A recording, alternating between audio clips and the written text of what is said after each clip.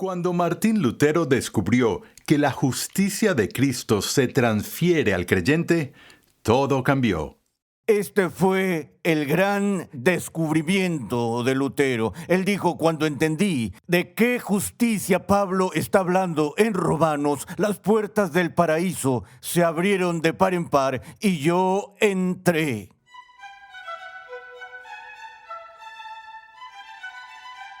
Lutero consideró ese momento como su conversión, su verdadera liberación del pecado. Esto puso en marcha los acontecimientos que cambiarían el curso de la historia. Gracias por escuchar Renovando tu Mente. Hoy continuamos con la serie del Dr. R.C. Sproul, Justificados por la Fe Sola. En esta serie estamos explorando las diferencias entre la perspectiva católica romana sobre la justificación y la perspectiva de los reformadores. Y como hemos visto hasta ahora, la diferencia es profunda. Si no hay justificación por la fe sola, no hay evangelio. Recuerda que en nuestra página web renovandotumente.org puedes solicitar una guía de estudio gratuita para tu edificación personal o para usarla en grupos pequeños. Pasemos de nuevo al aula de clases a escuchar al Dr. R.C. Sproul con esta lección titulada Las 95 Tesis. Hemos visto las crisis que tuvo Martín Lutero, como dije, de manera cíclica, cada 5 años, 1505, 1510. Veremos esta mañana la de 1515. No voy a entrar en la de 1520, que fue el año en que fue excomulgado por la bula papal Exsurge Domine, o su gran crisis de 1525, cuando se comprometió con Catalina de Bora. Pero esa es otra historia para otra ocasión. Pero creo que la crisis máxima para Lutero, que dio forma a su vida entera y que realmente fue una motivación muy provocadora para toda la reforma, fue lo que experimentó en 1515. En 1507 recordamos que fue ordenado en Erfurt como sacerdote. En 1510 fue a Roma, pero durante todo el tiempo que estuvo allí en Erfurt, estuvo estudiando teología y estudios bíblicos para su doctorado. En 1510, Federico, elector de Sajonia, comenzó una nueva universidad en Wittenberg y estaba tratando de armar en sus etapas iniciales una facultad sobresaliente. Así que trajo a Lutero en préstamo por un par de años de clases desde Erfurt, y también trajo a Felipe Melanchthon como parte de esa facultad, y Karlstadt y Jonas y otros más. Pero el hecho es que Lutero dio clases durante 2 años y luego regresó a Erfurt, regresó de nuevo a Wittenberg y dio clases durante mucho tiempo sobre los Salmos. Cuando completó ese trabajo, empezó sus clases sobre Romanos en 1515. Ahora, estoy usando el año 1515. Hay todo tipo de debate sobre eso. Algunas personas dicen que fue antes de 1512, otros dicen que fue después, como en 1519. La mayoría de los estudiosos lo sitúan entre 1514 y 15. Por el bien de mi ciclo de crisis de cada 5 años, voy a seguir con el año 1515. Pero, en todo caso, mientras preparaba sus conferencias sobre Romanos, leyó un ensayo de San Agustín sobre la letra y el espíritu, el cual no era en principio una exposición de Romanos, sino que trataba de otros asuntos. Pero en ese ensayo particular había una breve exposición que Agustín dio, en que citó un versículo del primer capítulo de Romanos, Romanos 1:17. En Romanos 1:16, Pablo comienza con su declaración de no avergonzarse del Evangelio de Cristo, y así sucesivamente, y continúa diciendo: en él, es decir, en el Evangelio, la justicia de Dios se revela por fe y para fe. El justo por la fe vivirá. Ahora, Lutero había comentado inicialmente que durante toda su carrera, él luchó con mucha fuerza contra la idea de la justicia de Dios. Lo que temía más que cualquier otra cosa era la justicia de Dios, que es lo que todo ser humano debería temer más que cualquier otra cosa. He advertido a mis alumnos, nunca pidan justicia a Dios, porque pueden recibirla. Entonces Lutero odiaba la idea de la justicia de Dios y ahora está preparando sus conferencias sobre este versículo que habla sobre la revelación de la justicia o la rectitud de Dios. Y concluye con la declaración, el justo por la fe vivirá. Y mientras está leyendo este pasaje de Agustín, Agustín había escrito que la justicia de Dios, de la que Pablo está hablando en Romanos 1, no es esa justicia por la cual Dios mismo es justo, sino más bien una justicia que Dios provee para las personas que no son justas. Permítanme decirlo de nuevo, que Agustín estaba diciendo que cuando Pablo escribe en Romanos 1 sobre la justicia de Dios, él no está hablando de la justicia inherente de Dios, esa justicia por la cual Dios mismo es justo, sino que él está hablando de un tipo diferente de justicia, una justicia que Dios otorga por su gracia a aquellos que no la tienen. Es decir, aquí podemos ver el comienzo del desarrollo de Lutero, de toda la postura de la imputación de la justicia de Dios o la justicia de Cristo al creyente, la cual se llevó a cabo por la fe. Como veremos más adelante, Pablo expone eso en gran manera en el resto de su epístola a los romanos. Pero la idea de la imputación no es que somos inherentemente justos, sino que Dios cuenta como si fuésemos justos a todos aquellos que ponen su confianza en Cristo, porque cuando ponen su confianza en Cristo, la justicia de Cristo es transferida o contada o imputada al creyente por la fe. Y para esto, este fue el gran descubrimiento de Lutero. Él dijo, cuando entendí de qué justicia Pablo está hablando en Romanos, las puertas del paraíso se abrieron de par en par y yo entré. Y él ve esto como su momento de conversión, como haber descubierto la gracia que salva. Después de toda la agonía por la que había pasado y todas las otras formas en las que buscó obtener la paz con Dios y nunca lo logró, de repente dijo que había renacido y que ahora estaba en paz con Dios, tal como Pablo explica en Romanos 5, de modo que ahora puede tener cierta comprensión existencial de lo que esto significó para Lutero, que lo hizo capaz de enfrentarse a una avalancha de críticas y hostilidad contra él desde el mundo, desde la iglesia e incluso desde la gente de su propia universidad inicialmente. Y así pudo definir su posición debido a su experiencia de salvación. No iba a intercambiar eso, ni a negociar eso con nada o por nada. Y así dijo que este descubrimiento lo hizo releer los salmos de una manera diferente. Cambió toda su comprensión de los salmos. Comenzó a ver la justificación por la fe en casi todas las páginas de la Biblia hasta el final del Nuevo Testamento. Y ahora estos pasajes le saltaban a la vista y confirmaban cuál era su comprensión y la de Agustín antes que él de Romanos capítulo 1. Entonces, aquí podemos decir que incluso antes de que hubiera una controversia general, la reforma o las semillas de la reforma fueron sembradas en la experiencia personal de Lutero.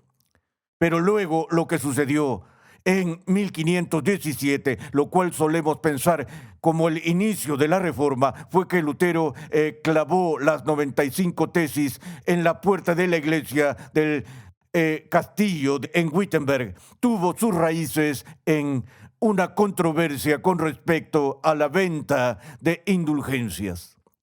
Para entenderlo, tomemos unos minutos para regresar a eso. En 1513 había un príncipe Hohenzollern llamado Alberto que vivía en la provincia vecina llamada Brandeburgo y tenía 23 años. Tenía un hermano mayor que tenía grandes ambiciones para la dinastía Hohenzollern y para su familia y querían tener un mayor poder e influencia en toda Alemania. En 1513, lo que sucedió fue que 3 obispados del área quedaron vacantes. En primer lugar estaba el arzobispado de Magdeburgo, estaba el obispado de Halberstadt y el más significativo era el arzobispado de Maguncia. Quienquiera que fuera el arzobispo de Maguncia se convirtió casi en el Papa de Alemania, o sea, era el lugar de autoridad eclesiástico más alto en toda la nación. Ahora, la idea que el hermano de Alberto planeó fue ganar esos obispados para Alberto, para que pudiera ser el arzobispo de Magdeburgo, el obispo de Halberstadt y el arzobispo de Maguncia, todo al mismo tiempo. Y la forma de lograrlo era comprando esos oficios al Papa. Recuerden, dije que el papado en ese momento estaba en uno de sus momentos más corruptos. Tenías a Julio II, que era un papa Borgia, seguido por León X, que fue quien excomulgó a Lutero y fue un papa Medici. Mientras tanto, la práctica de la simonía ya estaba muy extendida para ese momento. Simonía es ese pecado que se condena en el Nuevo Testamento. ¿Recuerdan cuando Simón el Mago vio las obras milagrosas de los apóstoles y quiso comprar al Espíritu Santo? ¿Recuerdan eso de Pedro? Y Pedro dijo, tú y tu dinero perezcan contigo, que es una forma educada de decir, tú y tu dinero se van al infierno, no hay tratos contigo. Entonces se decía simonía porque fue Simón el Mago quien trató de comprar el poder del Espíritu Santo. Y así esta práctica de vender oficios de la iglesia se generalizó en ese momento de la historia y, por supuesto, Alberto estaba tratando de aprovecharse de eso. Ahora, además de la prohibición bíblica contra la simonía, también tenías prohibiciones eclesiásticas en términos de derecho canónico en Roma. Número uno, no se permitía tener más de un obispado al mismo tiempo, y Alberto quería 3. Número 2, era demasiado joven para ser consagrado como obispo, pues solo tenía 23 años. Pero en lo que respecta al Papa, el dinero fijaba las reglas, de modo que una negociación se llevó a cabo entre los representantes de Alberto y el propio Alberto con el Papa y pudo asegurar los 3 obispados, 2 arzobispados y un obispado regular. Y el costo total de esto fue de casi $250,000. Ahora, cuando hubo que comprar esos oficios, se involucró en una negociación con el Papa. Por ejemplo, con respecto al arzobispado de Maguncia, el precio en curso era de 12,000 ducados de oro. Y además de eso, el Papa quería de Alberto otros 12,000 ducados. Y dijo, consíguenos nuestros ducados uno sobre otro. Él dijo, no, te daré 7,000, uno por cada uno de los 7 pecados capitales. El Papa quería uno por cada discípulo, 12. Al final acordaron en 10,000 por los 10 mandamientos. Pero en todo caso, para que este gran acuerdo se llevara a cabo, Alberto tuvo que pedir prestado el dinero. y el gran banco en ese momento eran los Führers en Alemania, por lo que los Führer negociaron este acuerdo entre Alberto y el Papa. El dinero fue aprobado, fue dado a Alberto, luego dado al papado, con el fin de obtener esos obispados, y así el Papa entró en un acuerdo con los Führers para recaudar el dinero a fin de pagar todos esos obispados, ¿ok? Ahora, para hacer esto, así es como el programa de indulgencia que fue representado por Johann Tetzel empezó. Durante siglos, la Iglesia Católica Romana había tenido este concepto de indulgencia, el cual continuó expandiéndose y aplicándose para lograr que las personas redujeran el tiempo en el purgatorio, para salir del purgatorio de una vez, para tener una indulgencia completa para cubrir todos sus pecados ahora y para siempre, y estaba ligado al sacramento de la penitencia, que explicaré un poco más adelante, a las obras de satisfacción que uno tiene que realizar, en otras palabras, para ser restaurado a la fe que salva. Entre esas obras de satisfacción están comúnmente disciplinas sencillas, como decir varios Padre Nuestros, varias Ave Marías, como vimos en Lutero yendo a su peregrinación a Roma a fin de obtener las indulgencias asociadas con las escaleras sagradas allá en la iglesia de Letrán. Bueno, ahora esto se había expandido para incluir la limosna. Es decir, que la entrega de limosna ayudaría a la persona para ser restaurada a un estado de gracia. Otra vez, voy a ampliar sobre eso más adelante, pero por ahora la Iglesia, con el fin de recaudar dinero para terminar la construcción de San Pedro, la que Julio II había comenzado y que terminó en que se le acabó el dinero y luego había maleza creciendo en los cimientos, ahora León X quiere terminar ese gran proyecto, por lo que autorizó la distribución de indulgencias para la venta. Ahora, la idea era que para que la limosna de una persona le sea contada como una obra de satisfacción, tenía que darla genuinamente, de corazón. La Iglesia evitó cualquier idea de una noción grosera de comprar salvación. La salvación no está a la venta, más o menos. Pero las indulgencias sí, si es que la intención es correcta. Entonces, con un acuerdo entre Alberto, es decir, entre Alberto, el Papa, y los banqueros Führer, tenemos toda esta indulgencia, esta comisión especial de indulgencias, donde Tetzel fue enviado desde Roma para ir a las provincias de Alemania y llevar la bula papal que anunciaba este nuevo programa de indulgencias. Y así Tetzel fue el gran vendedor. No era muy escrupuloso, pero sí muy exitoso. Y la venta de las indulgencias estaba llena de pompa y esplendor.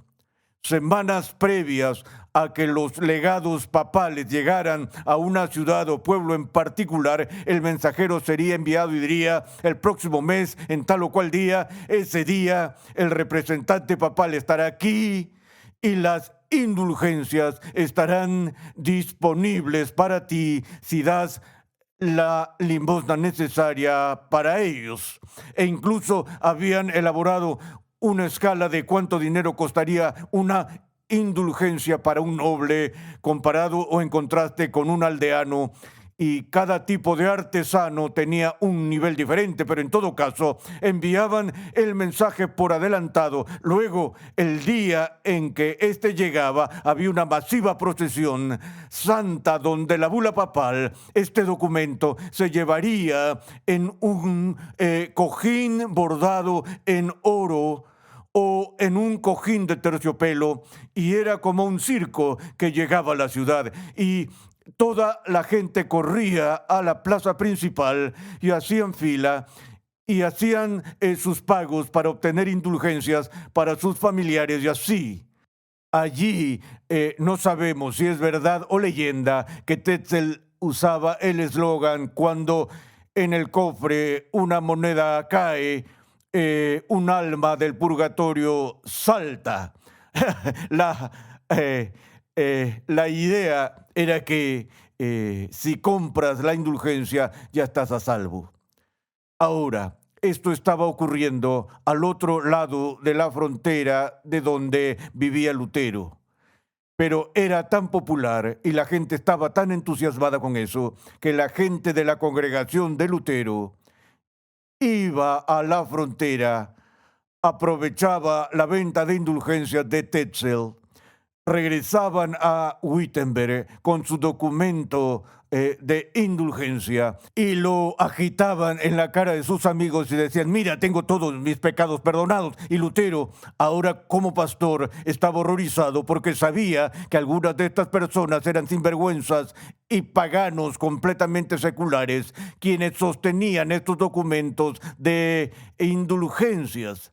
Y fue por eso, por su preocupación pastoral, que quiso discutir el asunto con sus compañeros de la facultad en la Universidad de Wittenberg. Ahora, para tener una discusión académica, publicarías tesis para ser discutidas en un coloquio académico, no para consumo público. Es por eso que Lutero las escribió en latín. Escribió estas 95 tesis, las publicó en la puerta de la iglesia de Wittenberg e invitó al resto de la facultad a discutir las indulgencias y todo el sistema que estaba involucrado. Bueno, algunos estudiantes emprendedores las vieron y se sorprendieron por ellas. Sin el permiso de Lutero, tomaron estas tesis en latín, las tradujeron al alemán y gracias a la recién inventada prensa de Gutenberg pudieron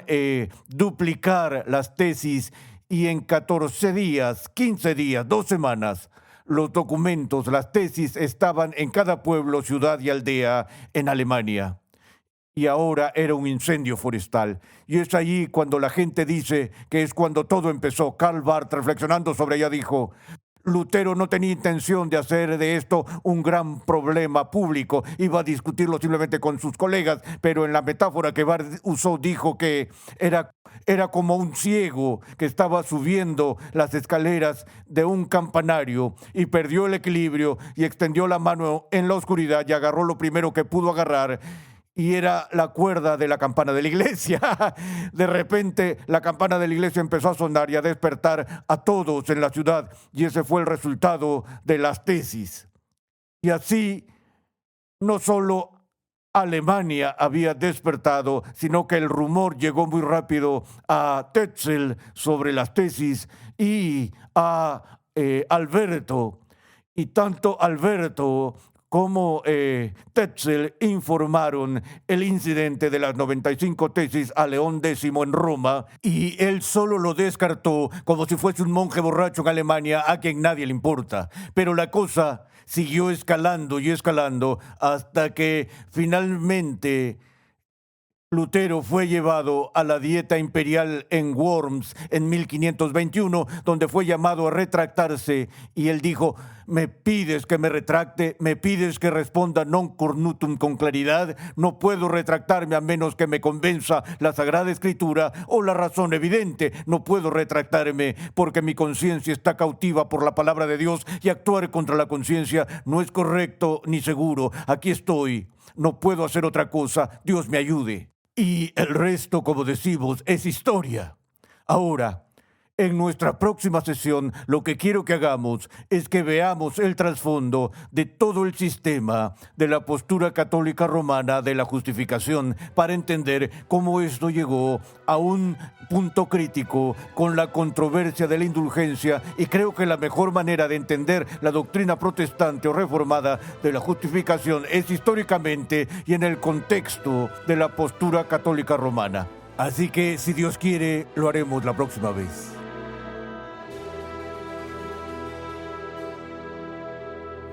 Ciertamente, este tema va a suscitar polémica, pero espero que puedas ver por qué es tan importante compartirlo. El Evangelio está en juego. ¿En verdad terminó la Reforma? Siguen difiriendo los protestantes y los católicos romanos tanto como en el siglo XVI. En el siguiente episodio de Renovando tu Mente, R.C. Sproul confirma que la enseñanza oficial de la Iglesia Católica Romana continúa rechazando el Evangelio de la justificación por la sola fe en Cristo. Escucha un avance de nuestro próximo programa. Las obras de satisfacción, como el decir tantos Ave Marías, tantos Padre Nuestros, dar limosnas, hacer alguna otra buena acción, estas son obras que se requieren para ser justificados. La visión reformada de la justificación es por la fe sola. La postura católica romana es fe más obras para ser justificado. Renovando tu Mente es una producción de los Ministerios Ligonier, la confraternidad de enseñanza del Dr. R.C. Sproul. Nuestra misión, pasión y propósito es ayudar a las personas a crecer en su conocimiento de Dios y su santidad. Sintonízanos nuevamente en esta misma emisora y en este mismo horario y únete a nuestra gran comunidad virtual en las redes sociales.